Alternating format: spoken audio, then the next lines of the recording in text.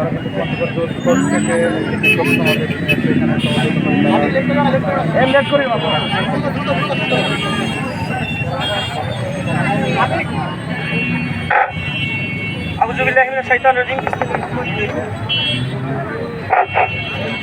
কোঠা পূর্ণবল চাই না, এই উপলক্ষে আমাদের পঞ্চগড় জেলা শাখা থেকে ছাত্র সমাজ ও সাধারণ শিক্ষার্থী সর্বস্তরের সাধারণ শিক্ষার্থী উদ্দেশ্যে আজকের এই অনুষ্ঠান এবং এই অনুষ্ঠানে আমাদের সকল সাধারণ শিক্ষার্থীর উদ্দেশ্যে আমাদের যে অধিকার সেটা আমরা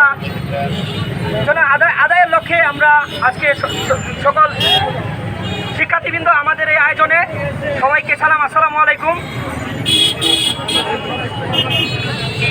আমি সংক্ষেপে শুধু কিছু কথা বলবো যে আমাদের যে কোঠা পূর্ণবহাল 2018-তে এইটা স্থগিত করা হয়েছিল, কিন্তু এটা 2024-এ এসে আবার পুনরায় চালু করার ক্ষেত্রে আমাদের যে দেশের মেধা, যারা মেধাবী তারা হচ্ছে কিন্তু আসলে এখানে পিছিয়ে পড়ে।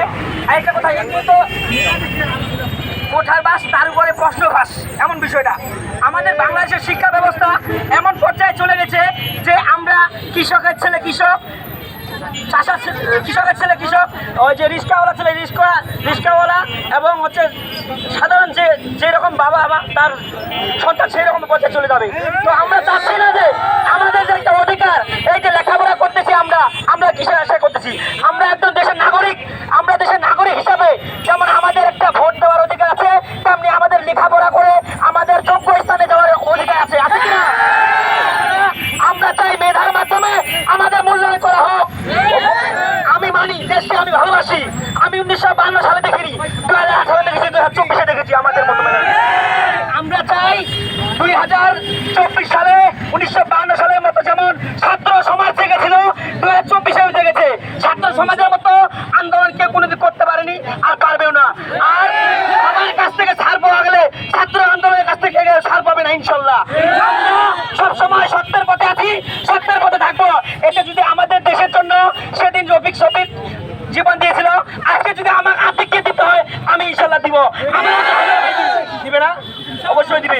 তো আমরা এটা চাই যে মাননীয় প্রধানমন্ত্রী শেখ হাসিনার নির্দেশে আমাদের দেশ পরিচালিত হচ্ছে। আমরা কোনো সরকার বিরোধী আন্দোলনে এখানে নামবো না।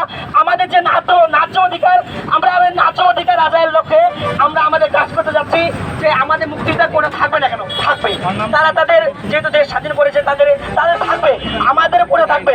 সেখানে সাধারণ শিক্ষার্থী যেমন প্রাইমারির একটা আমরা গ্রাম থেকে আসি, গ্রামের একটা ছেলেমেয়ের স্বপ্ন ন্যূনতম লেখাপড়া করি। আমার ক্ষেত্রে বলতেছি সেরকম আমার মতো হাজারো ভাই বোন, অনেক গরিব ছেলে মেয়ে আছে যারা তাদের পরনে কাপড়টুকু ঠিক মতো পরতে পারে না, খাওয়া ঠিক মতো করতে পারে না, কষ্ট করে বাপ মা গুলো পড়াশোনা করায়। আমার আব্বু আমাকে একটা কথা বলতো যে লেখাপড়া করে যে গাড়ি ঘোড়া চলেছে, আসলে ভুল। লেখাপড়া করে যে ওই যে টাকা চুরি করে যে গাড়ি ঘোড়া চলেছে, তাই না? তো আমরা চাচ্ছি যে আমাদের বাংলাদেশের গণতান্ত্রিক অধিকার, এটা আমাদের সবার ন্যায্য অধিকার যে আমাদের চাকরি ক্ষেত্রে কোঠা পূর্ণবল চাই না। আমরা আমাদের অধিকার আদায় ইনশাল্লাহ সদস্য থাকবো। আমাদের ভাইয়ের উপর অনেকের নির্যাতন করা হয়েছে, তো আমি দীর্ঘ প্রতিবাদ জানাই এবং যারা এই অপূর্ণ কাজ করেছে তাদেরও আমরা দৃষ্টিমূলক শাস্তির ব্যবস্থা করতেছি। কেননা আজকে আমার গায়ে হাত তুলছে, কালকে